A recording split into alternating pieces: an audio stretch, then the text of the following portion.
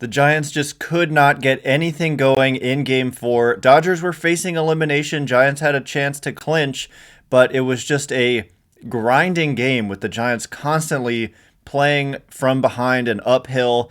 The Dodgers really just took it to them by the time the night was over. So we'll talk about what's going on. The Giants' offense has just been really bad, frankly, in this series. So they're fortunate to be tied at 2. We'll talk about those numbers. And we'll also talk about how everything can change in one game. We're dealing in the land of small samples here. You're facing really good pitching, and you are tied going to Game 5 with Logan Webb on the mound at home on Thursday. So we'll break it all down on today's Locked On Giants podcast.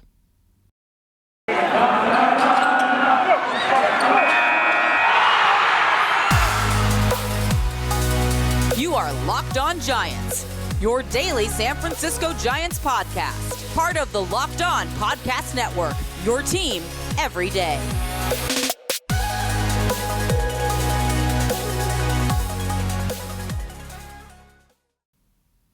Hello and welcome to Locked On Giants Baseball, part of the Locked On Podcast Network, your team every day.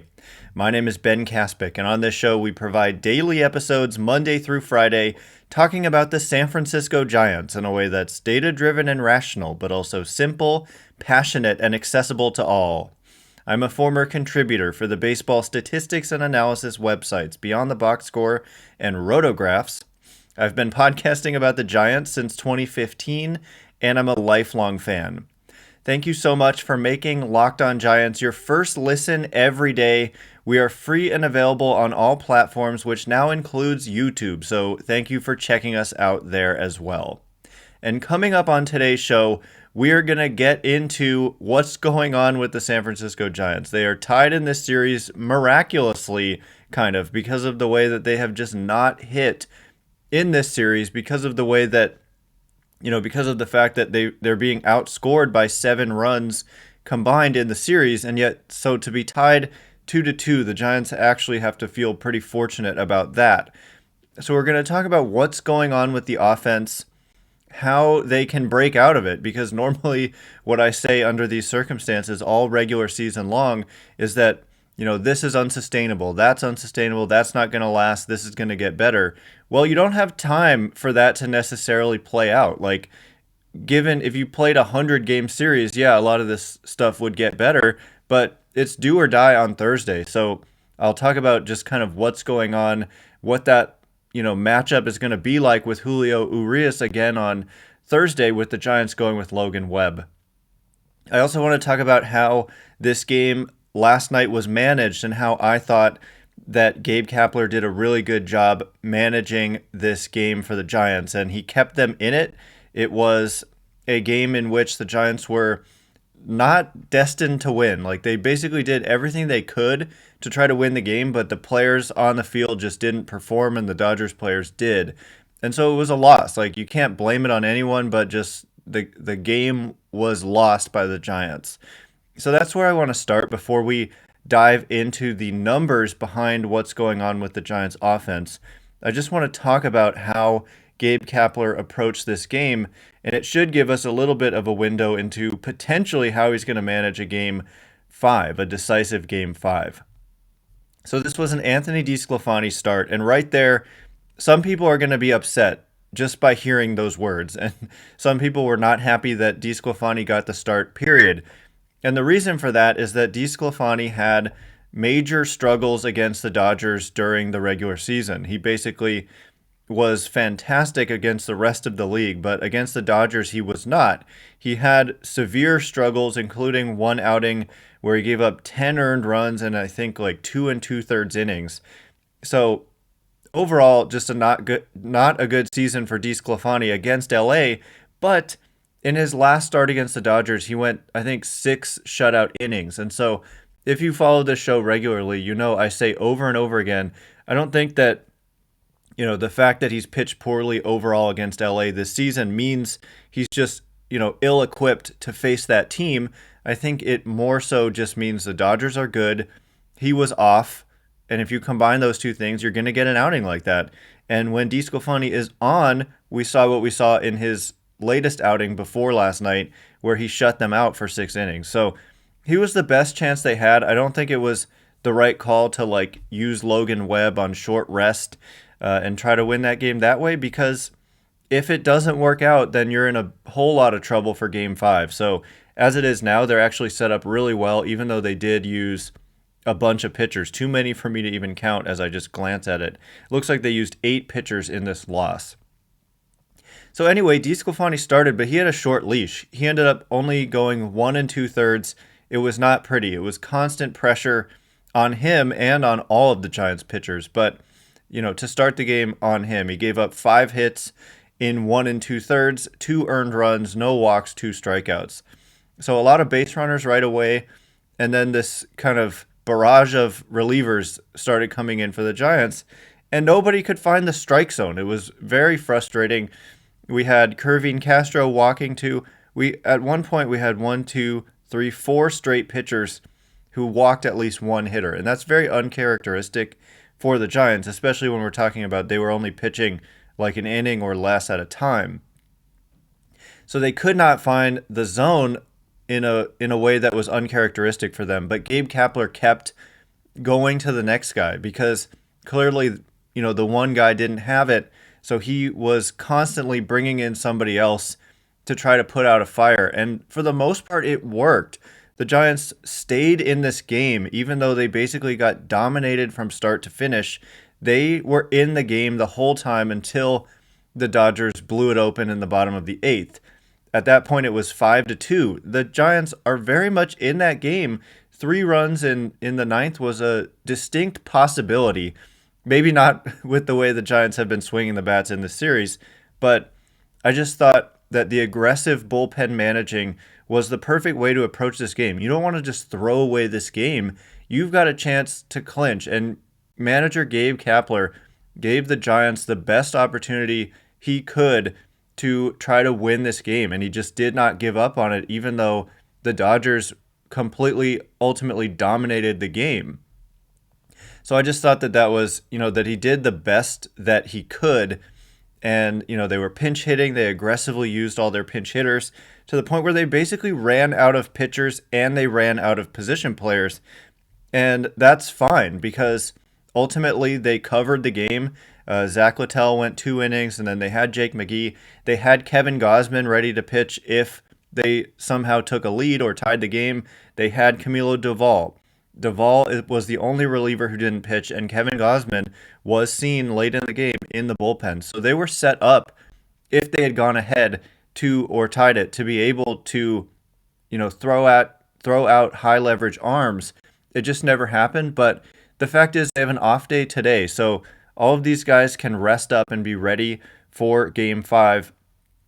And, you're not going to hopefully have to go to all these guys in Game 5 because you have Logan Webb. You'll have Kevin Gausman available again, and Doval didn't pitch. So they're set up really well from a pitching perspective. So I just really liked how they attacked this game like a critical game where you could put your team away. It just didn't work out. And so, yeah, we go to Game 5, and a lot of that, again, has to do with the offense just not showing up. The Giants, for the most part, having non-competitive at-bats. I mean, they look overpowered and overmatched right now by Dodgers pitching, and that's not too surprising. The Dodgers are a really good pitching team. You're facing exclusively the best starters in the game and the best relievers in the game, pretty much. And so, yeah, you're bound to struggle at times offensively. So they're obviously going to need to find a way to score some runs on Thursday, or else they're going to be going home. So coming up next, we'll talk about what specifically the numbers are. We'll talk about how half the Giants' position player roster does not have a hit in this series and how they're 0 for 39. So stay tuned for that if you want to. Just kidding. Please come back for that. But first, this episode is brought to you by Green Room. Green Room is the first social audio platform made for sports fans. The app is free to download, and once you're in, you can talk with me, other fans, athletes, and insiders in real time about your favorite team or sport. I'll be hosting rooms for Locked On Giants once a week. Yes, you can finally join in on the conversation you listen to here every day. You'll find fans just like you on Green Room for watch parties, debates, post-game breakdowns, and of course, reacting to big news or rumors. You'll have a chance to chat with me and might even have a chance to be featured on the Locked On Giants podcast through our Green Room conversations. Go download the free Green Room app now, currently available on all iOS devices. Be sure to create a profile, link your Twitter, and join the MLB group for the latest league updates. Follow me at Ben Kaspick to be notified when my room goes live. I know you won't want to miss it. I can't wait to hear everyone's thoughts on the Giants, so I'll see you there. Green Room, changing the way we talk sports. All right, as promised, we're going to get into the numbers. I think this is where people want to go, and understandably so. They're not pretty. Just a warning, if you're a sensitive listener, you might want to avert your ears as you listen to this and you hear these ugly offensive numbers for the San Francisco Giants in this series. And before we get into it, I just want to remind everyone that we're dealing in the land of small samples, right? We're talking about 4 games. These could be numbers against the Arizona Diamondbacks. Probably not, but it's not out of the realm of possibility for a team to just go ice cold for 4 games during a season. Their true talent is obviously so much better than this. That's kind of the bright side. The way I look at it is like, they're better than this, so they're bound to be better. But like I said earlier, you don't have time to let that play out. You have to do it on Thursday, otherwise you're going home. So the other point that I keep making is that the Dodgers' run prevention machine, specifically their pitching and their defense, is so good. And the caliber of the pitchers the Giants are facing right now is unbelievable. We've got Brusdar Graterol out of the bullpen throwing 103-mile-an-hour sinkers.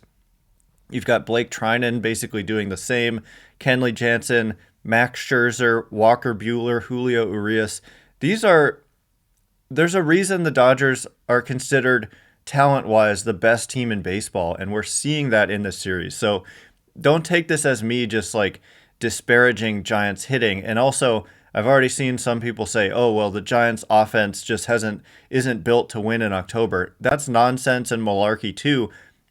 Any team, I would say, that has to go up against this Dodgers pitching staff is going to have a hard time. Hopefully nobody else does, because hopefully the Giants win on Thursday and send this juggernaut Dodgers team home. But yeah, without further delay, here are the overall offensive numbers. This includes pitchers. I'm not able to find a place to remove pitchers because Fangraphs does not have these postseason numbers. I'm finding them on Baseball Savant. But anyway, the team stats. Giants batting average as a team, 184. Their on-base percentage as a team, 220. Their slugging as a team, 304. So just overall, terrible offensive numbers. I mean, a 220 on-base percentage, 304 slugging. That's an isolated power of what? Like 120? Not good across the board. Weighted on-base average is 227. So 27.3% strikeout rate, 4.5% walk rate. There's really just nothing to point to here that is good. But again, we're talking about a 4-game stretch, and so it's not like you can necessarily read too much into this. It's just simply to say they've been struggling offensively, and they're fortunate to be tied at 2. I mean, I don't want to say fortune may not be the right word, but if you had told me before the series started that those would be the offensive numbers at whatever point after some handful of games in the series, I might think they got swept and just completely overpowered. Like, basically, they had to have 2 excellent pitching performances, and they did. Preferably more, but they had to have at least 2, and they did. And so, good thing for Logan Webb, good thing for Alex Wood and the bullpen in Game 3. But when we look at the individual players, half the Giants roster does not have a hit in the series. Half the Giants' 14 position players do not have a hit in the series. We've got Mike Yastrzemski is 0 for 12. LaMonte Wade Jr. has 1 hit. Darren Ruff is hitless. Wilmer Flores hitless. Donovan Solano, Steven Duggar, Alex Dickerson, Kurt Casale hitless. And so they're a combined 0 for 39. Flores and Duggar each have 1 walk. So, I guess technically that would make them 2 for 41 in the on-base percentage department. But that's obviously just not getting it done. And it's a recipe for bad games. And that's what we've seen offensively. I mean, that they were able to win a 1-0 game on the road is a little bit miraculous. And this team basically just needs to turn it around, and they're very capable of doing it. They were one of the best offensive teams in baseball all season long. And so I believe that they can come out of it. And if you're looking for bright spots, look no further, I guess, than Chris Bryant. Chris Bryant is having a good series, hitting .462, 500 on base percentage, .692 slugging. So he's kind of been a force there in the middle of the order. I might consider moving him up and just playing the hot hand on Thursday. We've got several guys, though, who are in there to be doing damage with the bats. Like Darren Ruff comes to mind. He had a rough game in Game 4, striking out. He came up with the bases loaded and a chance to potentially tie the game if he was able to get a hold of one, and he just hit kind of a weak ground ball. It scored a run, but another thing that I've noticed is that Giants hitters have been late on the fastball, which is just something we're not used to seeing. So I don't know exactly what's going on there. Maybe Dodgers pitchers are switching up their tendencies and the Giants aren't looking for that pitch and they're swinging at it anyway. It kind of looks to me like they're getting out of their game plan a little bit. Pressing. It's pretty common when a team is struggling offensively that players try to do too much. And always you're going to look bad if you're all collectively struggling at the plate and you look lifeless. And that's how they look right now. But the beauty is it all goes out the window in a Game 5. It doesn't have to be pretty. That's kind of what I'm trying to say is it hasn't been pretty at all, but it doesn't have to be. All you have to do is go out and win 1 game on Thursday and you've won this series. So you're very much alive. You've got a shot. You've got as good of a shot as the Dodgers, if not better, with Logan Webb on the mound. It's going to be that right-handed lineup. So they're going to need production out of Darren Ruff. They're going to, need Wilmer Flores and Donovan Solano to kind of step up and do something. Austin Slater. So all it potentially takes is one little rally. And if you can pitch and defend, the Giants, to their credit, have defended really well in this series. Some pitchers have performed really well in this series, and that is why they are still in it, very much in it. And I would even go so far as to say they have the advantage in Game 5 potentially. It's pretty close to me.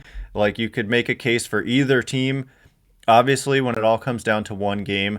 But that's the state of things going into Game 5. So coming up next, we'll get you further set for that game, and we will do that next. But first, did you know that Built Bar has so many delicious flavors?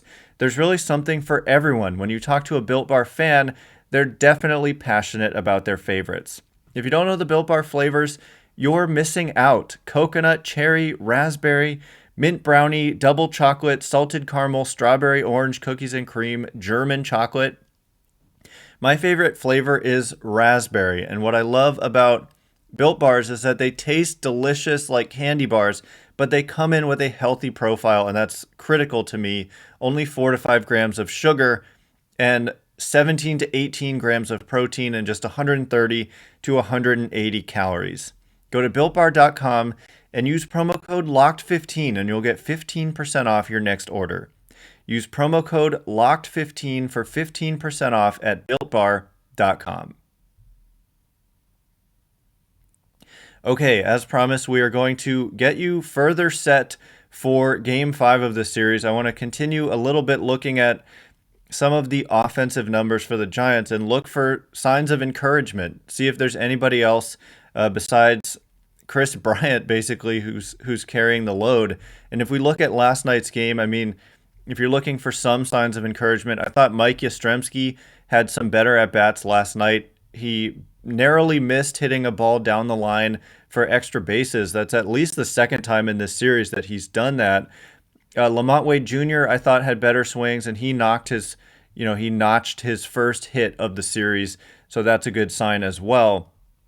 Tommy La Stella continues to deal with that Achilles issue, but the thing is, all three of those guys I just mentioned are left-handed, and they probably will not be in the starting lineup on Thursday. So it's going to be that right-handed lineup, and I tweeted out before Game 2 when the Giants put that lineup out against Julio Urías that they were looking dangerous, and I really meant that. It wasn't just like clickbait or something. I really felt like that lineup is dangerous. And remember, that was the game where Darren Ruff leading off, by the way, unorthodox, and I really like that. It went Ruff Bryant at the top of that lineup. And Angel Hernandez took the bat out of Darren Ruff's hands on a 2-2 pitch to start that inning. And you never know what could have been different. That's the thing. That's why I get so worked up about the strike zone, because it can completely change a game. Like, what we got was a strikeout, and what it should have been was a 3-2 count. And we all know, we've seen Darren Ruff play all year, all last year. 3-2 count, left-handed pitcher, Darren Ruff at the plate. He's going to put a good swing on a ball, or he might draw a walk. And, so it changes things completely. I'm not blaming the umpire, but I'm kind of blaming the umpire. Apparently the home plate umpire, I forget his name, I forget who it is, but Dave Fleming on KNBR was saying last night that the home plate umpire in Game 5 is known as basically having the biggest zone by far of any pitcher, any home plate umpire in the game. So that's awful. I can't believe that MLB isn't better about this. It really is a black eye on the sport that we have these home plate umpires basically taking the game into their own hands. Especially when the TV broadcasts are able to show these strike zone boxes, it's just infuriating as a fan. And I, if it helps the Giants, of course, I'm not mad about it. But at the same time, I just want to see it fair and correct. Like, I would not complain one bit if they just called the balls and strikes correctly. What's super irritating is when, you're not getting a pitch and they are. And we saw that in the Scherzer start. Ted Barrett was calling 6+ inches off the plate into the right-handed batter's box a strike for Scherzer, and he was squeezing the Giants at times. It was, anyway, I can't stand when it's the only thing left, right? We have replay for other calls, but the strike zone just continues to be a judgment call, and it makes a huge impact on these games. And hopefully next year we can start to implement this automated zone. I've been calling for this forever, but the technology has gotten to the point where I think we're ready to start implementing it at the major league level. So hopefully on Thursday it doesn't play too big of a role, but don't be surprised if it does, based on what Dave Fleming was saying about that game's home plate umpire. But anyway, we're going to have the righties in there. Slater, that's like kind of maybe if you're looking for positive signs. I think in terms of who's had the best at-bats in the series, it's a lot of the right-handed hitters. Like Chris Bryant against a lefty, maybe some good things happen there because he's been hot in this series. Evan Longoria has a home run. I know he's otherwise not been good. Buster Posey had a good first couple of games, not so much the last couple, but he's a threat, especially against a left-handed pitcher. And I just continue to be optimistic about Darren Ruff and Wilmer Flores, Donovan Solano, Austin Slater. They can do it. This is an offense that can do it against a left-handed pitcher. I know Urías is tough, but they've got a legit shot to break out offensively, and hopefully I can just see the home plate umpire taking it out of their hands like they did in Game 60 in 2020. And man, I just hope that doesn't come into play, but it might. And of course, the Giants have Logan Webb going on the mound for them, and he has just been so good all season long. After the first month or so of the season, he went on that stretch of 14 straight outings with 2 runs or fewer allowed, and then game 162, he was dominant and up to the task in a huge game. And then game 1 of this series, he was absolutely dominant. So, That's what we'll be looking out for. On tomorrow's show, we're going to air part of the conversation that our new Locked On insider, Gordon Beckham, had with one of our Locked On hosts, basically previewing this Game 5, giving his takes on how the Giants should and will game plan for Julio Urías. And Gordon Beckham is also going to give his opinion about who's going to win this Game 5. So that's going to be part of the show tomorrow. I also think we want to do a little bit of a mailbag going into this critical, Game 5 do or die elimination game at Oracle Park. So come back for that, and we do these shows every single weekday. We'll have reaction to Game 5, of course, after it happens. So once again, my name is Ben Kaspick. You can follow me on Twitter at Ben Kaspick. That's Kaspick. Thanks again for making Locked On Giants your first listen every day. We are free and available on all platforms. Now make your second listen Locked On MLB. Paul Francis Sullivan, please call him Sully, gives his takes on the majors, past and present. That show is free and available on all platforms as well. Anyway, I can't wait to be with you again tomorrow, further getting you set for this critical Game 5 matchup. Look out on Twitter for the mailbag. Thanks again for listening. Today, you are now Locked On Giants.